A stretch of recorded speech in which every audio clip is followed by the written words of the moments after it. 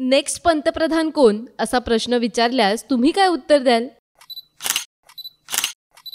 राज्यात आणि देशात सध्या निवडणुकीचे वारे वाहू लागलेत। अशात पंतप्रधान पदावरून अनेक प्रश्न उपस्थित होत आहेत। राज्याचे उपमुख्यमंत्री अजित पवार यांनाही असाच प्रश्न करण्यात आला।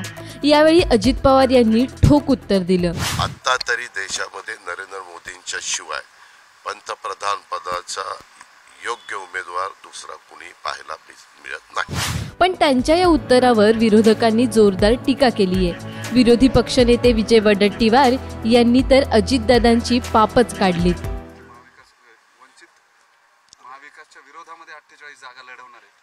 मला त्याबद्दल तुम्ही आता काही अंदाज करू नका।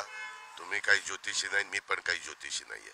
शेवटच्या क्षणापर्यंत ह्या गोष्टी चालत असतात, हे आपण लक्षात घ्या। पहिल्यांदा महायुतीचे पंतप्रधान पदाचे उमेदवार नरेंद्र मोदी साहेब आहेत। समोर कोण पंतप्रधान पदाचे उमेदवार आहेत ते पहिलं सांगा। जर तुम्ही पहिलं पंतप्रधान पदाचे उमेदवार दुसऱ्या बाजूचे सांगू शकत नाही, जे येतील प्रत्येकाला उभं राहायचा अधिकार आहे, सांगतील, जनता जनार्दन तुलना करेल। तुम्ही पण तुलना कराल की मोदी साहेब पाहिजे की ते व्यक्ती पाहिजे, आणि तुम्ही पण कुठं बटन दाबाल त्याचा आत्मचिंतन आपण करा। शेवटी आज मी खरोखरीच सांगतो, मी स्पष्ट बोलणारा कार्यकर्ता आहे। आता तरी देशामध्ये नरेंद्र मोदींच्या शिवाय पंतप्रधान पदाचा योग्य उमेदवार दुसरा कुणी पाहायला मिळत नाही। असं नाही, बरोबर आहे ना, अजितदादा म्हणतायत ते बरोबर आहे, कारण त्यांचं पाप धुतलेलं आहे, ते आता स्वच्छ झाले आहेत। त्यांच्या अंगावरचे डाग गेल्यामुळे दुसऱ्याच्या अंगावरचे डाग त्यांना दिसणं कमी झालं आहे। भारतीय जनता पक्षाचं तुम्ही सांगू नका मला की देशामध्ये 1000 जागा जिंकतील लोकसभेच्या आणि महाराष्ट्रामध्ये 148 जिंकतील। भारतीय जनता पक्ष हा हवेतला पक्ष आहे, तो जमिनीवरचा पक्ष नाहीये।